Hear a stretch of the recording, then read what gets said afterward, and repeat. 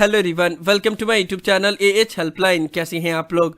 इस वीडियो में हम लोग बात करेंगे री रजिस्ट्रेशन करने के बारे में। जैसा कि आप लोग को पता है कि इग्नू ने जनवरी 2022 सेशन के लिए री रजिस्ट्रेशन करने का प्रोसेस स्टार्ट कर दिया है। अभी के लिए लास्ट डेट 30 नवंबर तक रखा गया है, जिसको फर्दर भी एक्सटेंड किया जाएगा, लेकिन अभी के लिए लास्ट डेट 30 नवंबर तक रखा गया है। इस वीडियो में हम लोग डिटेल में बात करेंगे कि री रजिस्ट्रेशन ऑनलाइन कैसे किया जाता है और री रजिस्ट्रेशन करने के दौरान कौन कौन सी बातों का ध्यान रखना पड़ता है। आप लोग वीडियो को ध्यान से और कंप्लीट जरूर देख लीजिएगा। वीडियो पसंद है तो वीडियो को लाइक करना बिल्कुल मत भूलिएगा। और री रजिस्ट्रेशन करने के दौरान या सब्जेक्ट चूज करने के दौरान किसी भी तरह के डाउट के लिए आप लोग मुझे कभी भी कॉल करके अपना डाउट क्लियर कर सकते हो। ज्यादा इन्फॉर्मेशन के लिए कैसे कॉल करना है ऊपर कार्ड में दिया वीडियो के लिंक चेक करें, उससे आपको समझ में आ जाएगा। तो री रजिस्ट्रेशन करने से पहले आप लोग ये जान लो कि आप जनवरी 2022 सेशन में री रजिस्ट्रेशन करने के लिए एलिजिबल भी हो या नहीं हो, यानी कि अभी जनवरी 2022 सेशन में आपको री रजिस्ट्रेशन करवाना है या नहीं करवाना है। तो उसके लिए आप लोग ये वीडियो देख सकते हैं। ऊपर कार्ड में मैंने वीडियो का लिंक दे दिया है, डिस्क्रिप्शन में भी आप लोग को इस वीडियो का लिंक मिल जाएगा। इससे आप लोग को ये पता चल जाएगा कि जनवरी 2022 सेशन में आपको री रजिस्ट्रेशन करवाना है या नहीं करवाना है। अब आपको पता चल गया कि आपको री रजिस्ट्रेशन अगर करवाना है तो फिर क्या करना होगा। उसके लिए आप लोग को इस पोर्टल पे आना होगा जो आप लोग के स्क्रीन के ऊपर नजर आ रहा है। इसका भी लिंक डिस्क्रिप्शन में मिल जाएगा आप लोग को। सबसे पहले आपको इंस्ट्रक्शन को ध्यान से पढ़ लेना होगा। हालांकि इंस्ट्रक्शन में कोई भी चेंजेस नहीं किया गया है, हर साल जो इंस्ट्रक्शन दिया हुआ रहता है वही इंस्ट्रक्शन इस बार भी दिया गया है। लेकिन क्योंकि इग्नू में हर बार न्यू स्टूडेंट एडमिशन लेते हैं और आप लोग में से बहुत सारे स्टूडेंट ऐसे भी होंगे जो पहली बार जनवरी 2022 सेशन में री रजिस्ट्रेशन करवाएंगे, तो उनके लिए मैं जल्दी जल्दी बता दे रहा हूँ, ध्यान से समझ लेना। सबसे पहला नंबर पॉइंट में ये बोला गया है कि री रजिस्ट्रेशन करने से पहले आप लोग को इस पोर्टल पे रजिस्टर करना होगा। लेकिन एक बात मैं क्लियर कर देना चाहूंगा कि जो भी स्टूडेंट ऑलरेडी री रजिस्ट्रेशन सेकेंड ईयर में करवा लिए थे और अभी थर्ड ईयर में री रजिस्ट्रेशन करवाने जाएंगे तो उनको पोर्टल पे रजिस्टर करने की जरूरत नहीं है। उनको डायरेक्टली अपना यूजर नेम यानी कि एनरोलमेंट नंबर और पासवर्ड, जब उस टाइम पे आपने री रजिस्ट्रेशन कराया था तो जो पासवर्ड आपने दिया होगा वो पासवर्ड पुट करोगे, कैप्चा पुट करोगे, लॉगिन करोगे तो लॉगिन हो जाएगा। लेकिन जो भी स्टूडेंट पहली बार री रजिस्ट्रेशन कर रहे हैं, यानी कि मास्टर डिग्री के स्टूडेंट होंगे, अगर सेकेंड ईयर में री रजिस्ट्रेशन कर रहे हैं तो वो पहली बार री रजिस्ट्रेशन कर रहे होंगे, या फिर बैचलर डिग्री के जो स्टूडेंट है जो पहली बार सेकेंड ईयर में री रजिस्ट्रेशन कर रहे हैं वो पहली बार री रजिस्ट्रेशन करेंगे। तो ऐसे जितने भी स्टूडेंट हैं जिन्होंने अभी तक री रजिस्ट्रेशन नहीं करवाया है तो उनको पहले इस पोर्टल पे रजिस्ट्रेशन करना होगा। तो उसके लिए आपको बस इस पेज पे आने के बाद से I have read and understood the instruction given above, इसके ऊपर क्लिक करना होगा। उसके बाद से प्रोसीड फॉर री रजिस्ट्रेशन के ऊपर क्लिक करोगे तो इस पोर्टल पे आ जाओगे और यहाँ पे आपको न्यू रजिस्ट्रेशन के ऊपर क्लिक करके उसके बाद से रजिस्ट्रेशन करना है। तो रजिस्ट्रेशन कैसे करना है मैं आप लोग को बताऊंगा आगे, पहले इंस्ट्रक्शन को पूरा पढ़ लेते हैं, ठीक है। तो ये काम आप लोग को करना है जो भी स्टूडेंट फर्स्ट टाइम री रजिस्ट्रेशन कर रहे हैं तब, ठीक है। और जो भी स्टूडेंट री रजिस्ट्रेशन करेंगे तो आप लोग मेक श्योर जो मोबाइल नंबर दोगे और जो ईमेल आईडी दोगे वो ध्यान से देना। ऐसे ही नंबर देना, सही ईमेल आईडी देना जो एक्टिव कंडीशन में हो, जो आपके पास हो। क्योंकि अगर आप अपना पासवर्ड भूल जाते हो जब रीसेट करते हो ना तो आपके ईमेल आईडी पे और मोबाइल नंबर पे ही ओटीपी जाता है, ठीक है। तो मेक श्योर आपका ईमेल आईडी और मोबाइल नंबर वैलिड हो और एक्टिव कंडीशन में हो, नहीं तो बहुत मुश्किल हो जाता है फिर आपको पासवर्ड रीसेट करने में। और अगर आपने गलत पासवर्ड दे दिया या फिर आप सही ईमेल आईडी और मोबाइल नंबर दे रहे हो लेकिन फिर भी अगर ओटीपी नहीं आ रहा है तब आपको अपने रीजनल सेंटर पे विजिट करना होगा और वहां से फिर आपको अपना पासवर्ड रीसेट करना होगा। तो ये याद रखना कि जब भी री रजिस्ट्रेशन कर रहे हो तो अपना मोबाइल नंबर और ईमेल एड्रेस वैलिड देना ताकि आपको पासवर्ड भूल भी जाओ तब भी कोई प्रॉब्लम ना हो। सेकेंड नंबर पॉइंट बहुत इंपॉर्टेंट है और री रजिस्ट्रेशन करने के दौरान सबसे ज्यादा आप लोग को इसी चीज का ध्यान रखना पड़ता है, सब्जेक्ट सही से सिलेक्ट करना होता है। बहुत से स्टूडेंट जल्दबाजी में री रजिस्ट्रेशन कर लेते हैं और जब री रजिस्ट्रेशन का पोर्टल पे सब्जेक्ट सिलेक्ट करने का ऑप्शन आता है वहीं पे रैंडमली जो मन में आया वो सब्जेक्ट सिलेक्ट कर देते हैं, लेकिन बाद में उनको प्रॉब्लम फेस करना पड़ता है सब्जेक्ट चेंज करवाने में। और जितने भी न्यू स्टूडेंट हैं जो बीएजी बीकॉम जी बीएससी जी के स्टूडेंट हैं या फिर जो न्यू सिलेबस के ऑनर्स डिग्री के स्टूडेंट हैं उनको तो और ज्यादा दिक्कत होगा क्योंकि सीबीसीएस सिस्टम में सब्जेक्ट चेंज अलाउ नहीं किया जाता। एक बार तो आपने जो सब्जेक्ट सिलेक्ट कर लिया वही सब्जेक्ट आपका रहेगा। तो आप लोग को सब्जेक्ट ध्यान से सिलेक्ट करना है। पहले अपना प्रोग्राम गाइड में देख लो कि कौन कौन सा सब्जेक्ट अवेलेबल है, उसके बाद से सिलेक्ट करो। जल्दबाजी में सिलेक्ट करने की जरूरत नहीं है।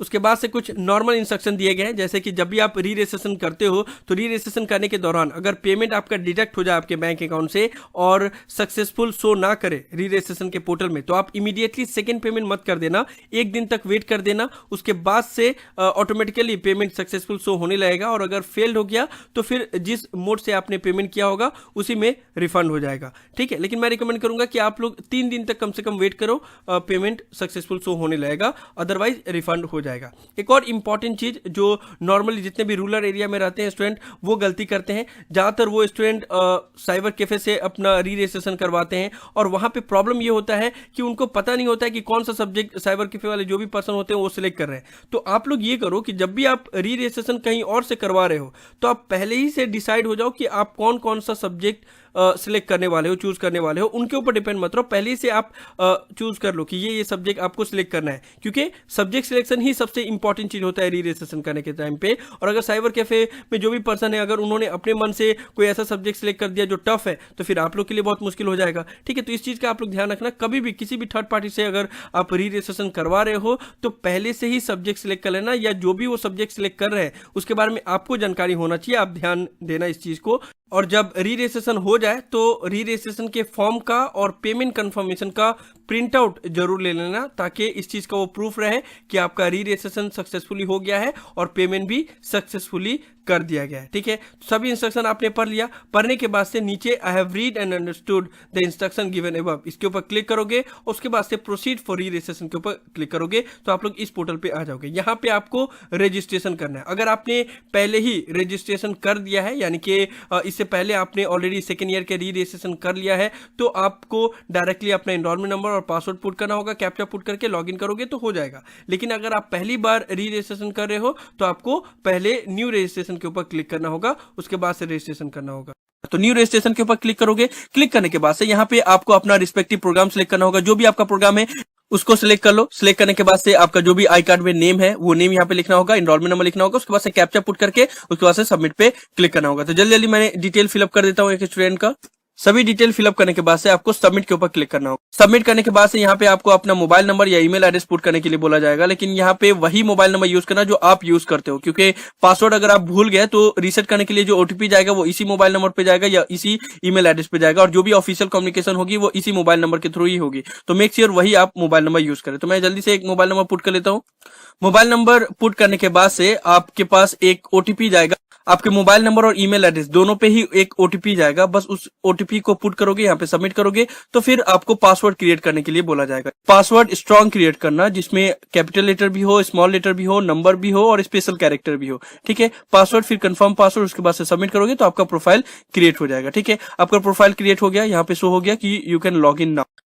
इसके बाद से आपको अपना एनरोलमेंट नंबर, पासवर्ड और कैप्चा पुट करना होगा। जैसे पुट करते हो, लॉगिन करते हो तो ये लॉगिन हो जाएगा और कुछ इस तरह का इंटरफेस आप लोग के स्क्रीन के ऊपर नजर आएगा। यहाँ पे आपका प्रोग्राम कोड लिखा रहेगा और ऊपर में प्रोग्राम री रजिस्ट्रेशन इज एनेबल लिखा रहेगा। दैट मीन्स अब आप लोग री रजिस्ट्रेशन कर सकते हो, ठीक है। तो इसी तरीके से यहाँ पे आपका जो भी प्रोग्राम कोड होगा वो लिखा रहेगा और आपको क्लिक हेयर इसके ऊपर क्लिक करना है, तब आप लोग नेक्स्ट पेज पे आ जाओगे। यहाँ पे आपका सारा डिटेल लिखा रहेगा कि आपने कब एडमिशन लिया है, आपका नाम, आपका एनरोलमेंट नंबर, आपका स्टडी सेंटर कोड और कौन से ईयर के लिए आप री रजिस्ट्रेशन कर रहे हो। तो यहाँ पे देख लो, re registration open for January 2022, you can apply for re registration in third year bachelor of arts. तो इस वीडियो में हम लोग बीएजी प्रोग्राम के थर्ड ईयर का री रजिस्ट्रेशन के बारे में बात करेंगे और थर्ड ईयर का री रजिस्ट्रेशन कैसे करेंगे उसको मैं आप लोग को इस वीडियो में दिखाऊंगा, क्योंकि ऑलरेडी मैंने इससे पहले बीए बीकॉम बीएससी के ओल्ड सिलेबस के ऊपर वीडियो बनाया हुआ है, जो आप लोग ये वीडियो देख सकते हैं। डिस्क्रिप्शन में लिंक मिल जाएगा आप लोग को, ऊपर कार्ड में भी मैंने वीडियो का लिंक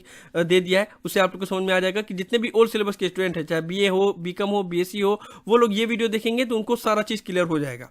और जितने भी मास्टर डिग्री के स्टूडेंट है वो ये वीडियो देखेंगे तो उनको मास्टर डिग्री में कैसे री रजिस्ट्रेशन किया जाता है और कौन कौन सी बातों का ध्यान रखना पड़ता है वो ये वीडियो देख के समझ में आ जाएगा। इसका भी लिंक डिस्क्रिप्शन में मिल जाएगा और ऊपर कार्ड में भी मैं वीडियो का लिंक दे दूंगा। तो अभी के लिए फिलहाल हम लोग बीएजी, बीकॉमजी, बीएससीजी या बीए ऑनर्स के जितने भी स्टूडेंट हैं वो किस तरीके से री रजिस्ट्रेशन करेंगे उसके बारे में बात कर लेते हैं। तो आप लोग को पहले इस पेज पे आने के बाद से click here to select your course, इसके ऊपर क्लिक करना होगा। जैसे क्लिक करोगे तो नेक्स्ट पेज पे आप आ जाओगे और यहीं पे सबसे इंपॉर्टेंट चीज है सब्जेक्ट सिलेक्ट करना। तो यहाँ पे इस तरीके से आओगे, आपका एनरोलमेंट, प्रोग्राम, कोर्स सारा कुछ लिखा रहेगा। उसके बाद से यहाँ पे एक ऑप्शन दिया रहता है स्टडी मटेरियल टाइप सिलेक्शन, यानी कि आपको स्टडी मटेरियल किस फॉर्म में चाहिए, यानी प्रिंटेड फॉर्म में चाहिए या सॉफ्ट कॉपी में चाहिए। ठीक है, तो मैं जितने भी स्टूडेंट हैं सबको यही रिकमेंड करूंगा कि आप हार्ड कॉपी में ही लो। उसका वजह यह है कि अगर आप हार्ड कॉपी में भी लेते हो तब भी आपको सॉफ्ट कॉपी इसी तरीके से फ्री में ही मिलता है। ई ज्ञान कोर्स पे ऑलरेडी सभी बुक्स अवेलेबल हैं, इग्नू ई कंटेंट एप्लीकेशन पे भी सभी बुक्स अवेलेबल हैं। तो आप चाहे ऑनलाइन बुक्स को ऑप्ट करो या ना करो, आपको फ्री में बुक्स अवेलेबल होंगे ही होंगे। ठीक है, तो इससे अच्छा है कि आप लोग प्रिंटेड फॉर्म ही ले लो, क्योंकि अगर आप लोग सॉफ्ट कॉपी लेते हो तो 15% का डिस्काउंट मिलता है, जो कि बहुत ज्यादा नहीं है। 3000 का फीस है तो 450 रुपए का डिस्काउंट मिलेगा। एक्चुअली 15% डिस्काउंट देखकर स्टूडेंट डिजिटल मटेरियल ऑप्ट तो कर लेते हैं, लेकिन बाद में उनको बहुत ज्यादा प्रॉब्लम होता है। इसलिए आप लोग मेरा रिकमेंडेशन के साथ चलोगे तो यही रहेगा कि आप लोग प्रिंटेड फॉर्म को ही ऑप्ट करना। ठीक है, अब जो सबसे इंपॉर्टेंट चीज है उसके बारे में बात कर लेते हैं, यानी कि सब्जेक्ट सिलेक्शन। री रजिस्ट्रेशन करने के दौरान सबसे इंपॉर्टेंट चीज यही है, सब्जेक्ट सही से सिलेक्ट करना है। मास्टर डिग्री के स्टूडेंट के लिए कोई दिक्कत नहीं होता है, क्योंकि मास्टर डिग्री में ज्यादातर पेपर में तो कोई पेपर ही सिलेक्ट करने का आपको ऑप्शन नहीं दिया जाता है, सारा कुछ ऑलरेडी सिलेक्ट किया हुआ रहता है, बस आपको पेमेंट करना होता है। और कुछ कुछ प्रोग्राम में आपको 2 या 3 पेपर सिलेक्ट करने होते हैं, बाकी सभी चीज ऑलरेडी सिलेक्ट किया हुआ रहता है। बैचलर डिग्री के जितने भी स्टूडेंट हैं अगर सेकंड ईयर में री रजिस्ट्रेशन करते हैं तभी उनको बस स्किल इनहेंसमेंट का कोर्स सिलेक्ट करना होता है, बाकी सब कुछ सिलेक्ट करना किया हुआ रहता है। जो भी स्टूडेंट थर्ड ईयर के लिए री रजिस्ट्रेशन कर रहे हैं उनके लिए थोड़ा सा दिक्कत होता है, क्योंकि उनमें सभी पेपर को सिलेक्ट करना पड़ता है उनको। ठीक है, जैसे ये देखो मैं थर्ड ईयर का री रजिस्ट्रेशन कर रहा हूं, तो यहाँ पे स्किल इनहेंसमेंट कोर्स में 3 पेपर दिए गए हैं, तीनों में से एक आपको सिलेक्ट करना है। ठीक है, तो ऑलरेडी आप लोग को इन तीनों पेपर के बारे में पता कर लेना होगा कि कौन सा पेपर कैसा है, कौन सा इजी है, उसके बाद से सिलेक्ट करना है। क्योंकि बीएजी में या सीबीएसई सिस्टम के जितने भी कोर्स हैं उसमें कोई भी चेंजेस नहीं होता है। आप लोगों को बस इतना ध्यान रखना है कि जो भी प्रोजेक्ट वाला पेपर है वो नहीं लेना। अगर वो पेपर कंपलसरी नहीं है तो आपको वो पेपर लेना ही नहीं है। जैसे कि बीए बीकॉम बीएससी के ओल्ड सिलेबस के स्टूडेंट को एचई 01 नहीं लेना है, एएमटी 01 नहीं लेना है। मास्टर ऑफ इकोनॉमिक्स के जितने भी स्टूडेंट हैं उनको एमईसीपी 101P ये जो प्रोजेक्ट का पेपर है ये नहीं लेना, क्योंकि ये कंपलसरी नहीं है। कुछ कुछ प्रोग्राम ऐसे हैं जहां पे प्रोजेक्ट का पेपर कंपलसरी होता है, जैसे बीटीएस के जितने भी स्टूडेंट हैं उनका पीटीएस 4 पीटीएस 5 ये सब कंपलसरी होता है, तो उनको लेना पड़ता है, उनको प्रोजेक्ट बनाना पड़ता है। लेकिन जो जो प्रोग्राम में प्रोजेक्ट कंपलसरी नहीं है उनको प्रोजेक्ट लेने की जरूरत नहीं है। प्रोजेक्ट का पेपर जितना भी उसको नहीं लेना है, नहीं तो फिर बहुत दिक्कत होता है। ठीक है, तो यहाँ पे जैसे स्किल इनहेंसमेंट कोर्स है तो उसमें से चेक कर लो, उसके बाद से सिलेक्ट करो, फिर उसके बाद से सिलेक्ट 1 जेनेरिक इलेक्टिव। अब देखो जेनेरिक इलेक्टिव जो होता है वो थर्ड ईयर में जितने भी बीएजी के स्टूडेंट हैं उनको थर्ड ईयर में ही सिलेक्ट करना होता है। बीएजी बीकॉमजी बीएससीजी के स्टूडेंट जितने भी हैं उनको थर्ड ईयर में एक जेनेरिक इलेक्टिव भी सिलेक्ट करना होता है, जो कि फर्स्ट ईयर और सेकंड ईयर में सिलेक्ट नहीं करना होता है। तो इसको आप लोग ध्यान से देख लेना कि कौन सा आपको लेना है। ठीक है, उसमें से सिलेक्ट करना। उसके बाद से डिसिप्लिन स्पेसिफिक इलेक्टिव, यानी कि जो आपने जैसे बीएजी अगर आपने लिया होगा तो 2 आपको डिसिप्लिन सिलेक्ट करना पड़ता है। किसी ने उर्दू हिस्ट्री सिलेक्ट कर लिया, किसी ने पोल साइंस इकोनॉमिक्स सिलेक्ट कर लिया, तो डिसिप्लिन हो गया, वो डिसिप्लिन स्पेसिफिक इलेक्टिव उसको बोला जाएगा। तो उसमें से एक पेपर सिलेक्ट करना होगा। ठीक है, तो वो मैंने सिलेक्ट कर लिया। उसके बाद इनका जो दूसरा इलेक्टिव था वो उर्दू था, तो वो सिलेक्ट कर लिया। तो ये 5th सेमेस्टर का हो गया। उसके बाद से 6th सेमेस्टर में भी सेम उसी तरीका से एक डिसिप्लिन स्पेसिफिक इलेक्टिव आपको सिलेक्ट करना होगा। ठीक है, इन दोनों ऑप्शन में से जो आपको लगता है कि आप अच्छे से कर पाओगे उसको सिलेक्ट कर लो। उसके बाद से एक स्किल इनहेंसमेंट कोर्स सिलेक्ट करना होगा। ठीक है, उसको सिलेक्ट कर लो। उसके बाद से एक जेनेरिक इलेक्टिव। ठीक है, ये थर्ड ईयर में ही सिर्फ 5th सेमेस्टर और 6th सेमेस्टर में जेनेरिक इलेक्टिव सब्जेक्ट सिलेक्ट करना होता है। इसमें आप लोग को ऑप्शन दिया जाता है। जेनेरिक इलेक्टिव मतलब ये हुआ जैसे प्रीवियस जब ओल्ड सिलेबस था तो बीए बीकॉम बीएससी के स्टूडेंट को अलग अलग पेपर लेने का आजादी दिया जाता था, उसी तरीके से इसमें भी जो जेनेरिक इलेक्टिव है उसमें अलग अलग पेपर आप ले सकते हो।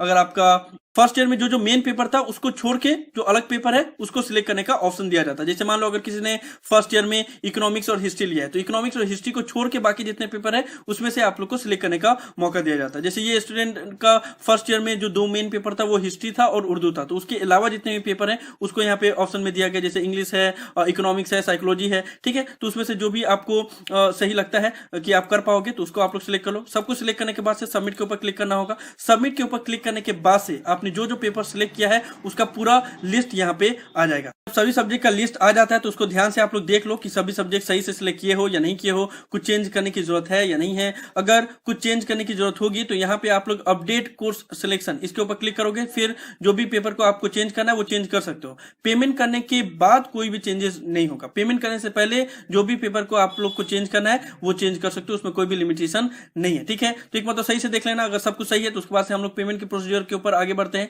और यहाँ पे मैं एक और बात बता दूं कि जो फीस है उसमें रजिस्ट्रेशन फी इंक्लूड किया हुआ रहता है। आई मीन जो बीएजी के स्टूडेंट है उनका जो फीस है वो 2700 है, लेकिन यहाँ पे 200 रुपया जो प्रोसेसिंग फी है उसको ऐड करके यहाँ पे लिखा रहता है, यानी कि 2900। ठीक है, तो इससे कोई टेंशन की बात नहीं है कि फीस इंक्रीज नहीं हो गया है, वो जस्ट उसमें इंक्लूड करके लिखा हुआ है। जब आप लोग नॉर्मल फ्रेश एडमिशन लेते हो तो वहां पे रजिस्ट्रेशन फी या प्रोसेसिंग फी यहाँ पे अलग से लिखा रहता है 200 रुपया, और नॉर्मल फी 2700 रुपया लिखा रहता है, लेकिन रजिस्ट्रेशन फी में दोनों को ऐड कर दिया गया। ठीक है, तो उससे कोई टेंशन की जरूरत नहीं है। तो यहाँ पे देख लो कि 2900 रुपीज आपको पे करना होगा। बाकी अदर प्रोग्राम के लिए अलग अलग फीस है। उसके बाद से पेमेंट गेटवे 1 और पेमेंट गेटवे 2 इसमें से जो भी सिलेक्ट करना है उसको सिलेक्ट करो। हम पेमेंट गेटवे 1 के ऊपर क्लिक करते हैं। उसके बाद से पेमेंट पेज पे आ जाते हो। यहाँ पे आपको डिफरेंट मोड ऑफ पेमेंट का ऑप्शन दिया गया है, जिससे मर्जी वहां से आप पेमेंट कर सकते हो। सबसे अच्छी बात यह है कि यहाँ पे ईएमआई का ऑप्शन दिया गया है, और इस बार ईएमआई में बहुत सारे बैंक के ऑप्शन दिए गए हैं। प्रीवियस सेशन में जब ईएमआई का ऑप्शन दिया गया था तब सिर्फ एचडीएफसी बैंक और बैंक ऑफ बड़ौदा का ही ऑप्शन दिया गया था, लेकिन इस बार ICICI bank, state bank, axis bank, RBL bank, Citi bank,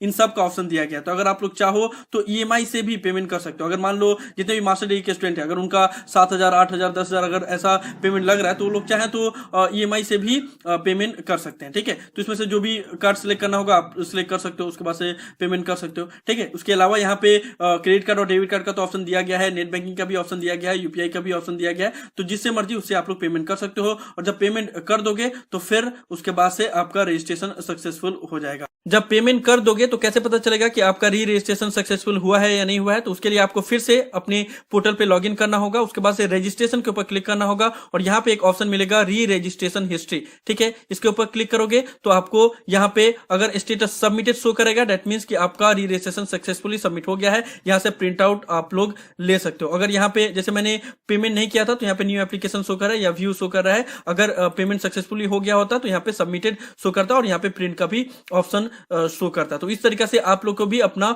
री रजिस्ट्रेशन करना है। सो इस तरीके से आप लोग भी अपना री रजिस्ट्रेशन कर सकते हो। मुझे पता है वीडियो थोड़ा सा लंबा हो गया, लेकिन री रजिस्ट्रेशन बहुत इंपॉर्टेंट प्रोसेस है और हर एक चीज़ को डिटेल में सही से समझाने में वक्त लगता है। मैं चाहता हूं कि आप लोग खुद से ही री रजिस्ट्रेशन कर पाओ, थर्ड पार्टी पे डिपेंड रहना ना पड़े या कहीं और से किसी और से री रजिस्ट्रेशन करने की जरूरत ना पड़े। इसलिए मैंने हर एक चीज़ डिटेल में समझाया ताकि आप लोग का कोई भी डाउट ना रहे। तो यही सब था इस वीडियो में। मैं आप लोग को जनवरी 2022 सेशन में री रजिस्ट्रेशन कैसे करना है उसके ऊपर डिटेल में आप लोग को सभी इन्फॉर्मेशन दे रहा था। मुझे उम्मीद है कि आप लोग को वीडियो पसंद आया होगा। इस वीडियो को लाइक जरूर कर दे, सभी फ्रेंड के साथ शेयर करें ताकि उनको भी सभी इंपॉर्टेंट इन्फॉर्मेशन मिल पाए। री रजिस्ट्रेशन करने के दौरान किसी भी तरह के डाउट के लिए आप लोग नीचे कमेंट बॉक्स में लिख सकते हैं या मुझे डायरेक्टली कॉल करके भी अपना डाउट क्लियर कर सकते हैं। सभी सोशल मीडिया प्लेटफॉर्म पे मैं अवेलेबल हूं, सभी का लिंक डिस्क्रिप्शन में दिया हुआ है, वहां पे भी आप लोग मुझे फॉलो कर सकते हो। और अगर आप एएच हेल्पलाइन चैनल पे फर्स्ट टाइम आए हो तो मेक श्योर आप लोग पहली फुर्सत में चैनल को जरूर सब्सक्राइब कर ले, क्योंकि इग्नू के रिलेटेड हर एक ट्रस्टेड ऑथेंटिक इन्फॉर्मेशन आप लोग को यहीं पे देखने को मिलेगी। So thank you so much for watching this video. Have an awesome day. Thank you so much.